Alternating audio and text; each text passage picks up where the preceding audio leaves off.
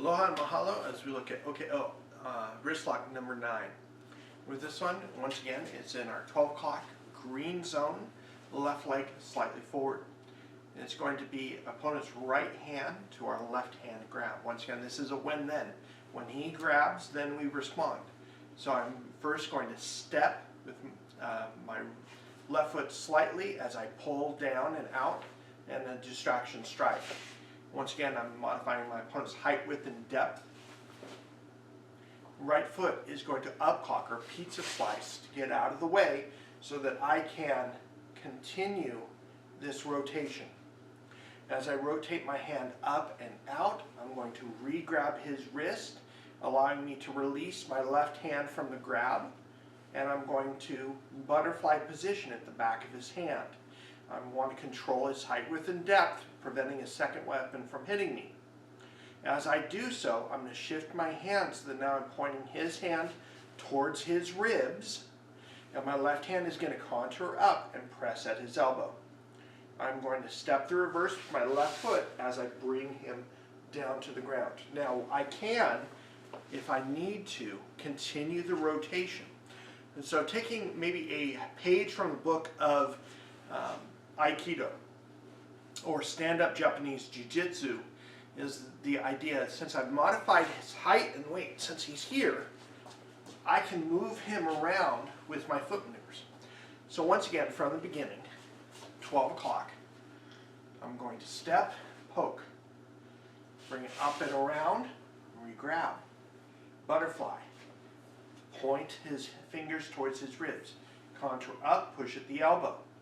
In this particular case, I'm going to go clockwise around until he's off balance enough for me to bring him down to the ground. Notice the close kneel, knee in the back, and then follow up. And cross and cover out. With that, this has been OKO Wrist Lock number 9. Stay tuned for concepts and principles. Well, mahalo as we look at OKO Wrist Lock number 9. Once again, as he comes in with that right hand to left hand grab, we need to make sure that we have a distraction strike. It shows up in quite a few of our techniques, whether it's a poke to the eyes, or a strike to the throat, or a palm heel claw. The strike really doesn't matter. What the concept is messing with the brain, messing with the computer, giving you time to continue your defense. Once again, in this technique, we have the upcock or the pizza slice to create room in order for the takedown. Once again, enable to control his wrist, you have the butterfly position. Thumbs behind his palm and pinkies and middle fingers at the base of his wrist to allow you to control and to create the lock. We once again have shimmy, and I think you're going to start seeing this quite often in your techniques. And be willing to, when you're working the techniques with a partner, see if using a stutter step or shimmy helps to put him off weight and helps you to control your locks. We have a step through reverse, creating room for the takedown. And once again, we have that push-pull, rowing the canoe, whether it's in a downward fashion or sometimes it's in a upward fashion.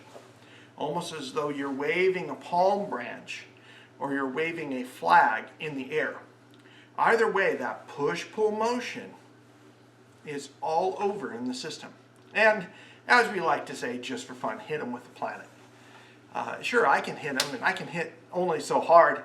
Especially in this room, we got concrete floors. I want to hit them with a planet and it's going to hurt. In other words, I want to bounce the head off the concrete before I respond. Allow and misalign the bugger, as Dr. Dave Crouch says. With that, this has been a look at the concepts and principles in OKO Wrist Lock number 9. Stay tuned for number 10. Aloha, mahalo, and live pono.